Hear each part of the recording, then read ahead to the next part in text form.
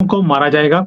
जैसे कि war on terror में भी इन्होंने आम बलोचियों को पकड़ा, उन्हें टेररिस्ट दिखा दिया और उन्हें मार दिया।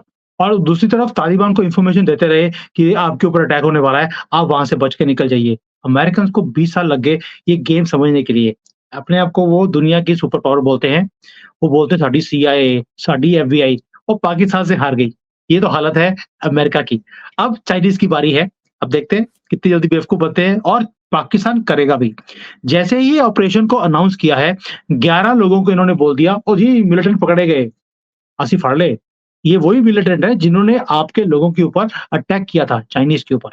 और चाइना भी बड़ा खुश हो गया कि शाबाश बच्चे, तुमने बड़ा अच्छा काम पक्का मन बना लिया है कि पीओके भारत की तरफ से बार-बार स्टेटमेंट्स आती हैं कि हम अगले 6 महीने में पीओके को ले लेंगे।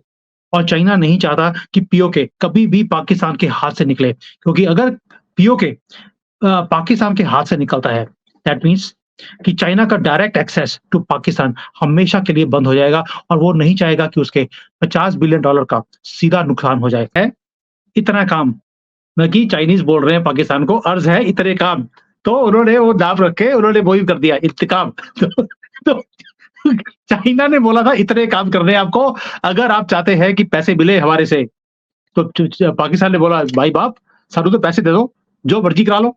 अमेरिकन्स ने हमें बोला कि आप तालिबान को मारो, हम भी बोलते रहे, अपने ही लोगों को पकड़ा, उनको मारा और डॉलर ले लिए। अब आप बोलेंगे, अब तो हमें बड़ा खुला रास्ता है, आप जिसको बोलेंगे मारने के लिए हम मार देंगे।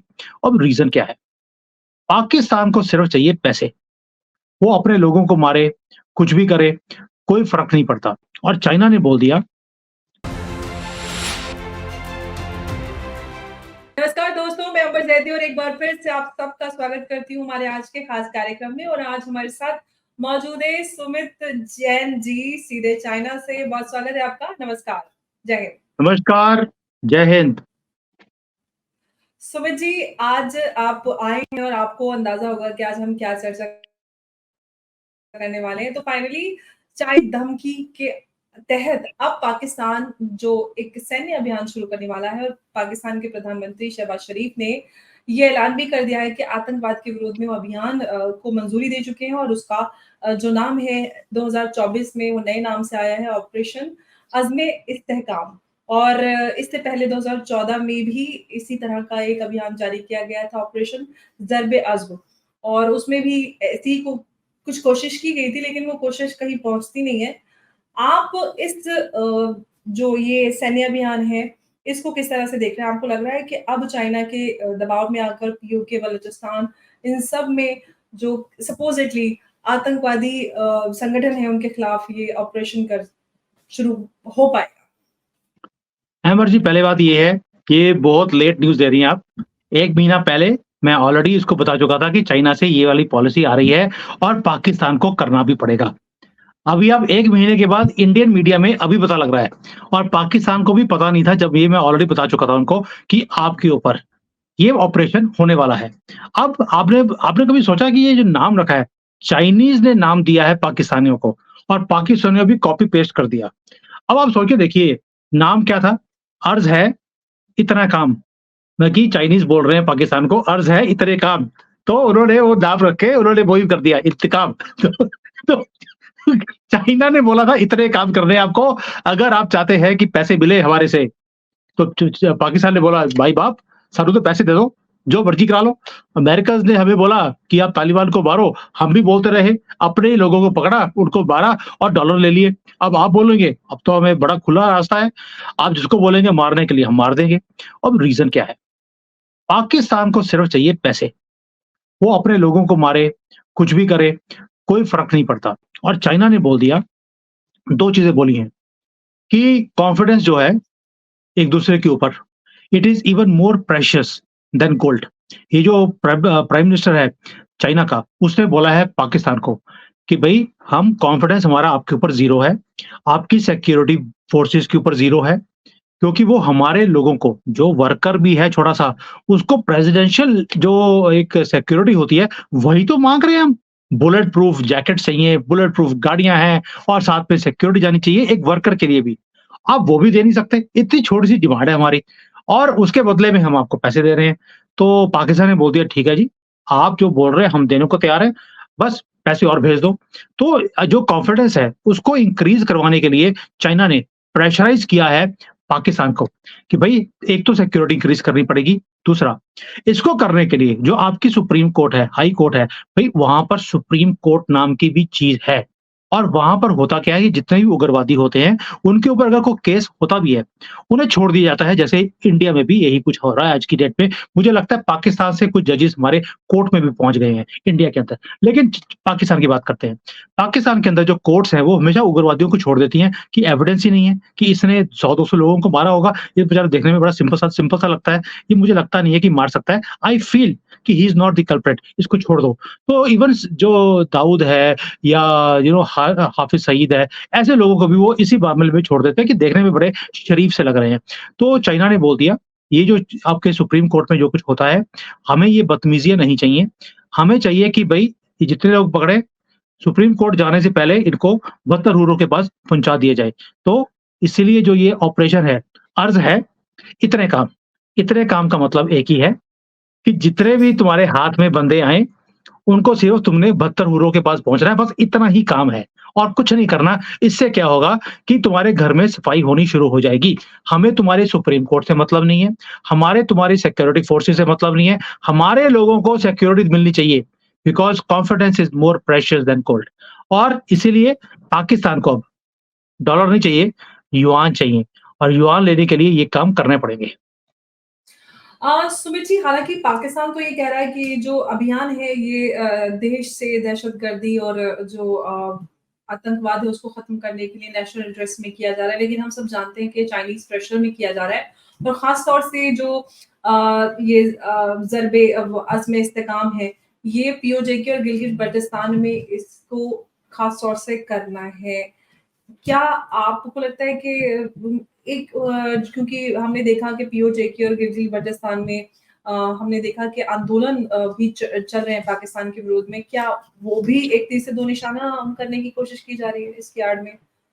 देखिए, पाकिस्तान एक ऐसा जानवर है जो कभी भी सीधा नहीं हो सकता। आपको मालूम है इसकी पूँछ टेढ़ी की टेढ़ी रहेगी। लेकिन इन्होंने 20 साल अमेरिकन्स को बेवकूफ़ बनाया, इसी वॉर ऑन टेरर के ऊपर और वहाँ से कंटेनर भर-भर के पैसे लेते रहे और अपनी कंट्री चलाते रहे। जैसे ही वॉर ऑफ टेरर खत्म हुआ है, इनका भी जो तिजोरी है खत्म हो चुकी है। नाउ सेम चीज़, सेम फ़ॉर्मूला इन्होंने चाइना के साथ भी करना शुरू कर दिया। भई आपके 40-50 बिलियन डॉलर हमारे पास यहाँ पर फँसे हुए हैं। अगर आप चाहते हैं कि ये वापस आएँ, आप थोड़ी-सी तिजोरी और खोल दीजिए। आपको सिक्योरिटी चाहिए, हम देने को तैयार हैं। तो पाकिस्तान ने वही पैंतरा खेलने की कोशिश करी है। इसे भी वॉर ऑन टेरर ही बोला जा रहा है पाकिस्तान के अंदर, कि ये हमारी एक डिप्लोमैटिक ज़रूरत भी है, क्योंकि चाइना के साथ रिलेशंस हमारे आपको मालूम है समुद्र से गहरे, पहाड़ों से ऊँचे, शहद से मीठे, जो ये रिलेशनशिप अपन बोलते रहते हैं, जहाँ से पैसे मिलते हैं वहाँ पर ऐसी लैंग्वेज ये बोलने के आदी हैं। तो डिप्लोमैटिकली भी इनको रिलेशन चाहिए चाइना के साथ। क्योंकि भारत को तंग करना है, तो चाइना की सपोर्ट के बिना वो नहीं कर सकते। और दूसरा है डॉलर, पहले डॉलर डॉलर होते थे, आजकल युआन की बात हो रही है वहाँ पर। तो ये सारी चीज़ों के कारण ये सारे काम करने पड़ रहे हैं, पाकिस्तान करेगा भी। उसे फ़र्क नहीं पड़ता कि वो बलूचिस्तान के लोगों को पकड़ के मारे या पीओके के लोगों को मारे। क्योंकि वहाँ पर जैसे आंदोलन हो रहे हैं पीओके के अंदर, पहली बार भारत के झंडे पीओके के अंदर लहराए जा रहे हैं कि हमें भारत के साथ मिलना है। ये कभी पाकिस्तान बर्दाश्त नहीं कर सकता और चाइना तो बिल्कुल भी बर्दाश्त नहीं कर सकता। अब मैं आपको एक और चीज़ बताता हूँ, जो अभी इंडियन मीडिया में कवर भी नहीं हुई है, मैं अपने वीडियोज़ में ऑलरेडी कवर कर चुका हूँ। चाइना ने फोर फ्रंट एक तरीका बनाया है भारत को तंग करने के लिए। जो जम्मू में आप जो कुछ देख रही हैं, ये ओवरनाइट नहीं हुआ, 2 साल से चाइनीज़ लगे हुए हैं, इस सारी चीज़ों को कवर करने के लिए। और कवर भी कैसे किया है? कवर करने का तरीका था टनल्स बनाई गई हैं, चाइना चाइना की जी। तरफ से भारत के अंदर इन्फिल्ट्रेशन को इंक्रीज़ करवाने के लिए। अब इन्फिल्ट्रेशन हम लोग कोशिश कर रहे थे कि जो पाकिस्तान के साथ बॉर्डर है, वहाँ पर हमने सख्ती करी, तो अब चाइना ने उन्हीं उग्रवादियों को अपने इन्फिल्ट्रेशन, अपने टनल्स के थ्रू भारत में भेजना शुरू कर दिया। पहला काम ये किया है। दूसरा जहाँ पर भारत की गवर्नमेंट बिल्कुल जिसको बोलते हैं आराम से बैठी थी कि यहाँ पर तो उग्रवादी है ही नहीं, जम्मू रीजन। जम्मू रीजन में उन्होंने इसको एक्टिवेट किया है। जितने भी रीसेंट अटैक्स हैं, सारे जम्मू रीजन में ही आपको दिखेंगे और उनके पास पैसा भी, और हथियार भी सारे चाइनीज़ मेड उनके हाथों में थे और पूरा इकोसिस्टम क्रिएट किया गया है, उसके बाद इन्होंने अटैक करना शुरू किया है and Indian government was taken aback. इनको पता ही नहीं था कि इतना कुछ हो रहा है। इतना बड़ा हमारा सिक्योरिटी फेलियर था। दैट मीन्स चाइना ने पक्का मन बना लिया है कि पीओके भारत की तरफ से बार-बार स्टेटमेंट्स आती हैं कि हम अगले 6 महीने में पीओके को ले लेंगे और चाइना नहीं चाहता कि पीओके कभी भी पाकिस्तान के हाथ से निकले क्योंकि अगर पीओके पाकिस्तान के हाथ से निकलता है, दैट मीन्स कि चाइना का डायरेक्ट एक्सेस टू पाकिस्तान हमेशा के लिए बंद हो जाएगा और वो नहीं चाहेगा कि उसके $50 बिलियन का सीधा नुकसान हो जाए। इसीलिए ये सारे काम हो रहे हैं कि वहाँ पे सिक्योरिटी को बीफ अप किया जा रहा है, उग्रवादियों को इन द नेम ऑफ उग्रवादी वहाँ के लोकल्स को मारा जाएगा, जो रिबेलियंस हैं, जो चाहते हैं कि भारत के साथ मिलना है, उनको क्रश किया जाएगा और कुछ भी नहीं है। दैट मीन्स अभी ना कोर्ट आएगी, ना कोई और कुछ भी नहीं होगा, सिर्फ लोगों को बदतर हुरों के पास पहुँचाया जाएगा, बेशक वो नेशनल्स हों या नॉर्मल लोगों को पकड़कर ये दिखाकर कि भैया देखिए हमने तो उग्रवादी को मार दिया। तो ये सारा काम पाकिस्तान पिछले 75 सालों से करता आया है, नथिंग न्यू। पहले अमेरिकन के साथ मिलकर किया, अभी चाइनीज़ के साथ मिलकर करेंगे।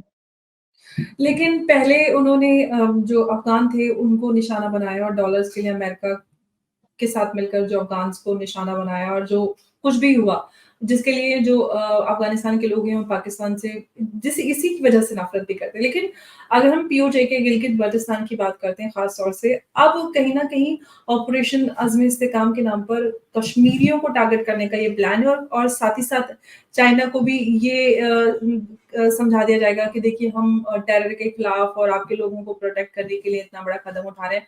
तो ये जो एक कश्मीर में जो चीज़ ये प्लान किया जा रहा है ऑपरेशन के नाम पे, कहीं न कहीं लोगों को ऑप्रेस करने का और जो आम कश्मीरी हैं, उनकी आवाज़ को दबाने का और एक नए सिरे से उन पे ज़ुल्म करने का जो प्लान है पाकिस्तान का, आपको क्या लगता है इसके लिए भारत सरकार को क्या कदम उठाने की ज़रूरत है? क्योंकि देखिए चाइना पहली नहीं बात चाहता पाकिस्तान के हाथ से कश्मीर जाए। बड़ा सिंपल है, पीओके ले लीजिए, सारा स्यापा ही खत्म हो जाएगा। और कुछ नहीं करना आपको। और अगर आप चाहते हैं कि देखिए पहली बात ये है कि जो पाकिस्तान के अंदर कश्मीर है, मैं हमेशा बोलता हूँ कि भारत के पास जो कश्मीर है, उसमें हम क्या कर रहे हैं, ये हमारा नज़रिया है। हम कैसे हुँ, उसको डील करते हैं, हमने 370 खत्म करना था, हमने कर दिया।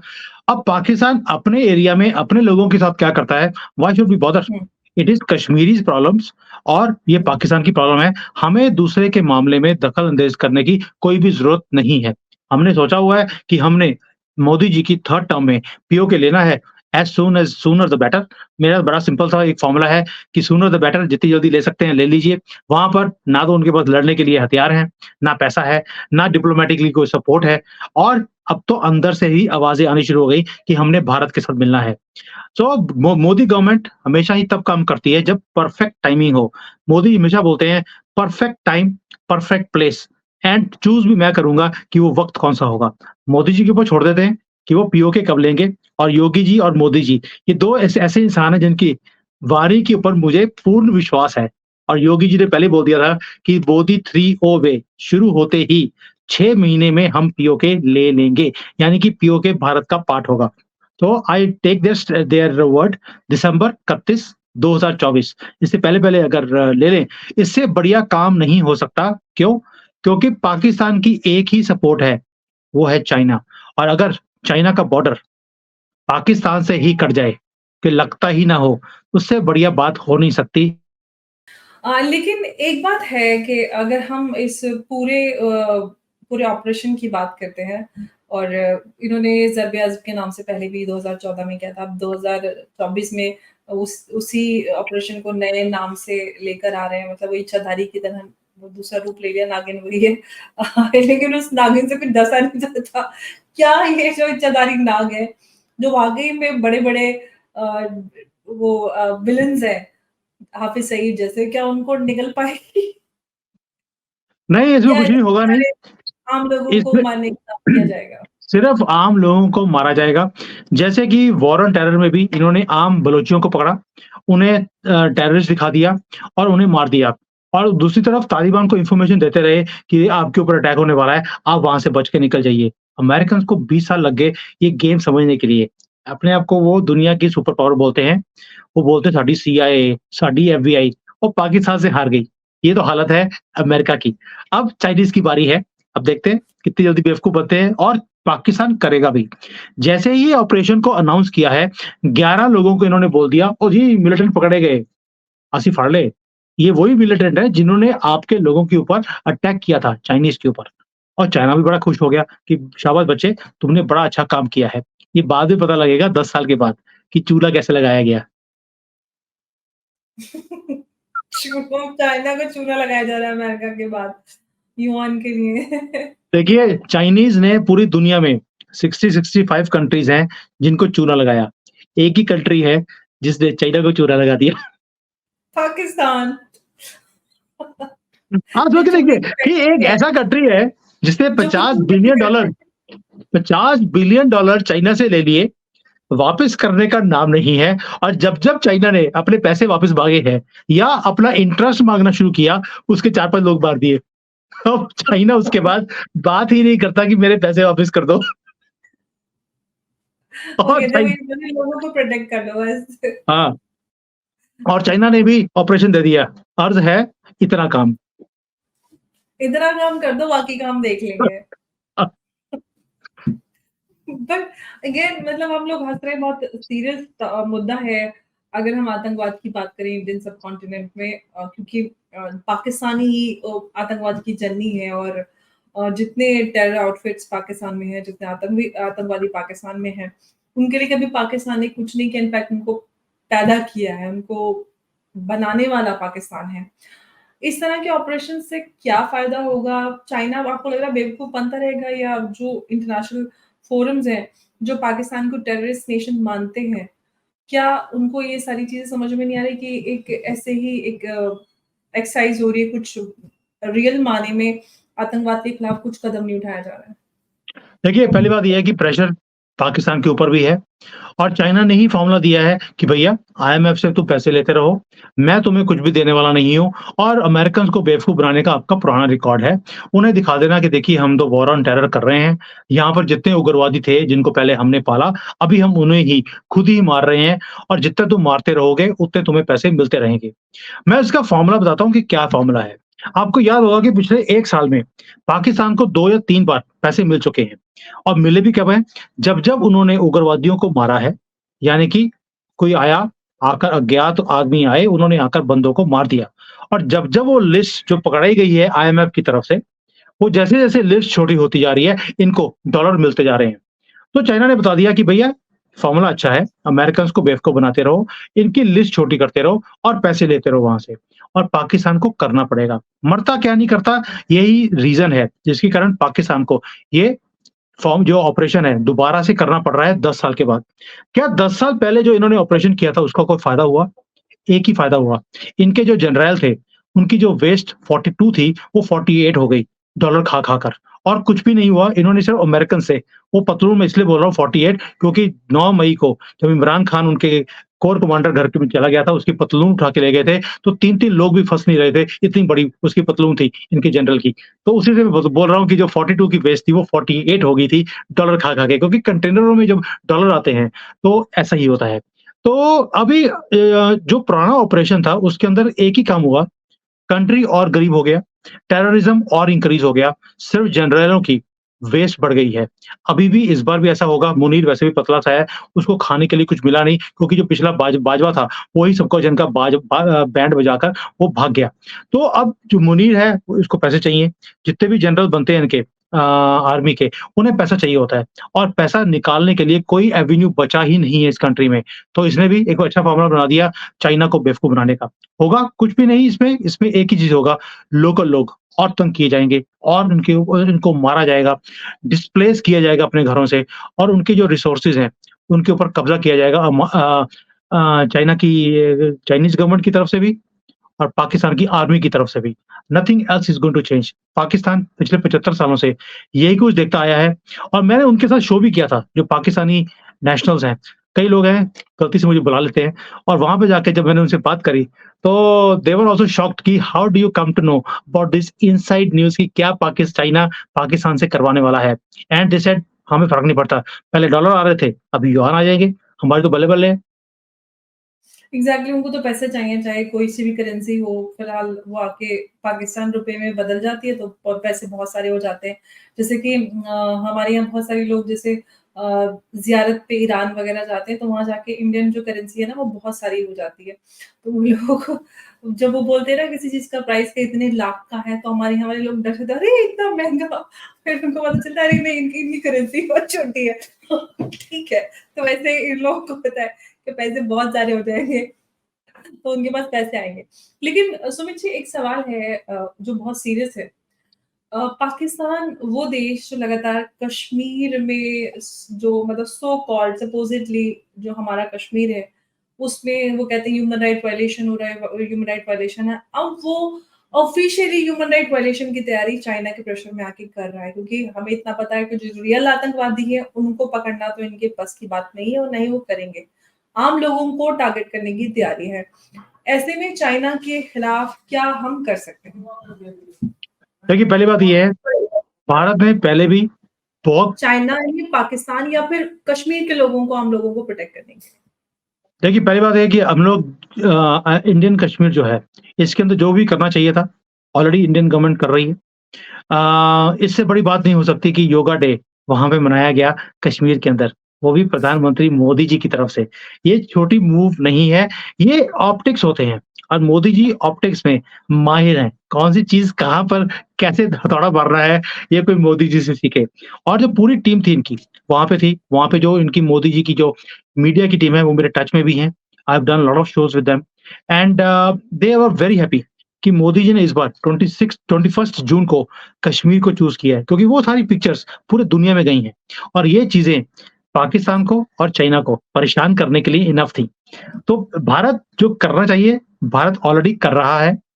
We are working diplomatically throughout the world और आपको मालूम है, जब पहले भी हमने 370 खत्म करना था, अमेरिकन प्रेसिडेंट को ऑलरेडी बता दिया गया था कि कुछ बड़ा होने वाला है एंड ही आल्सो अनाउंस्ड कि भारत कुछ बहुत बड़ा करने वाला है कश्मीर में और हमने कर भी दिया 370।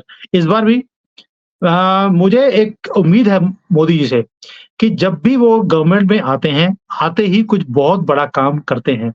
लास्ट टाइम 2019 में आते ही 370 खत्म किया था। इस बार भी कुछ बहुत बड़ा होगा और एकदम से होगा। रात को 8 बजे भाइयों-बहनों, पीओके के ऊपर हमने झंडा लहरा दिया है। कुछ ऐसा ही हो सकता है। ऐसा हो जाए मतलब मैं अपने आप को जब मैं छोटी थी और हम स्कूल में होते थे और कश्मीर से रिलेटेड हम क्योंकि हमेशा वहाँ पे आतंकवाद ऐसा रहा है, हमेशा खबरें आया करती थी, तो हमें बड़ा दिल दुखता था और हम सोचते थे कि कश्मीर मुद्दा पता नहीं कब हल होगा, हम अपने ज़िंदगी में कश्मीर में शांति देख पाएँगे या नहीं पाएँगे। लेकिन इतने सारे चीज़ें हमने बदलती हुई अपने देश में, अपने जीवन काल में देखी है, तो ये ऐतिहासिक है और हम लोग बहुत भाग्यशाली हैं कि हम इन सारे लम्हों को विटनेस कर रहे हैं। अगर अम्बर पीओके जी, भी आ जाता है, तो आई वांट टू टेल ये यू वन थिंग हुँ, I want to tell you one thing कि मैं कश्मीर में 20 साल से जा रहा हूँ, क्योंकि मेरा बैंकर था वहाँ पर हुँ, और जिस शिकारा में आप ये देख लीजिए जो हाउस बोट होती है, उसमें वो हुँ। ₹300 में देते थे शिकारा, आज वो ₹15,000 भी मिलता नहीं है। इतना फ़र्क है।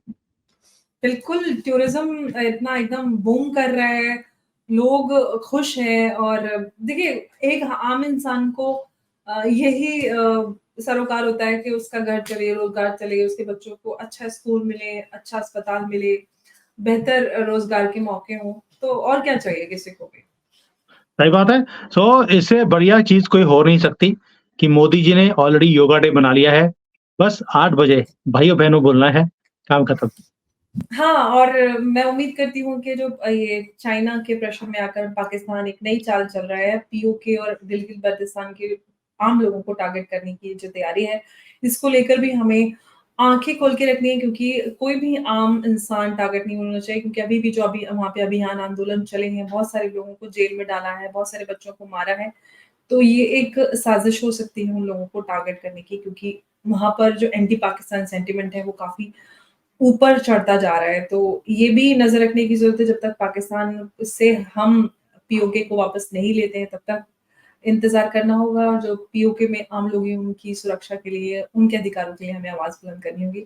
सुमित जी ऐसे ही आप बोलते रहिएगा, बताते रहिएगा चाइना की खबरें सारी। चाइना मुझे में क्या लगता है कई करना बार है? कई बार लोग बोलते हैं कि sir you are Ajit Doval ji sitting in China. ऐसे नहीं करते, गलत बात। नहीं, मैं क्लेम नहीं करता हूँ, but there are certain news, certain मैं थिंग्स बोल रही हूँ आपकी सिक्योरिटी उससे रीज़न से बोल रही हूँ, ऐसे नहीं करते। I understand that. तो मैंने भी बोला है कि लाइक डॉट इज़। ओके। मुझे लगता है कि ये गर्व की बात है अगर कोई हमें मुझे भी बहुत सारे बोलते हैं रॉ एजेंट है, रॉ एजेंट है। तारिक अंकल थे, उनके पास हेट मेल्स आया करते थे, तो उसमें भी लिखा होता था कि अंबर जैदी रॉ एजेंट है। मैंने कहा, भई मैं तो प्राउडली कहती हूँ कि हाँ, मैं रॉ एजेंट हूँ। अगर मुझे ये काम करने का मौका मिलेगा तो मैं क्यों नहीं करूँगी? मैं अपने देश के लिए बिल्कुल करूँगी जो कुछ भी और हर एक जो भी किसी भी देश का है और उसको उसके ही देश का एजेंट बोला जाता है, तो मुझे लगता है हर एक नागरिक अपने देश का एजेंट होता है। एजेंट होने का मतलब कुछ गलत नहीं, थोड़ी होता मुझे भी कई लोगों ने बोला यू आर वेरी रॉ एजेंट, तो मैंने बोला यार अभी-अभी शुरू किया तो रॉ ही होऊँगा ना, आहिस्ता-आहिस्ता मैच्योर हो जाऊँगा।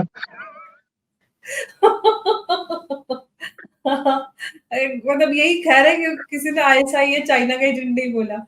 हमें हमारे देश का एजेंट बताया जा रहा है, ये सौभाग्य की बात है और हम हमेशा देश के एजेंट रहेंगे और ऐसी ही कोशिश ऑफ जारी कोर्स। रखेंगे। बहुत शुक्रिया सुमित जी, नमस्कार, जय हिंद, जय भारत। जय भारत।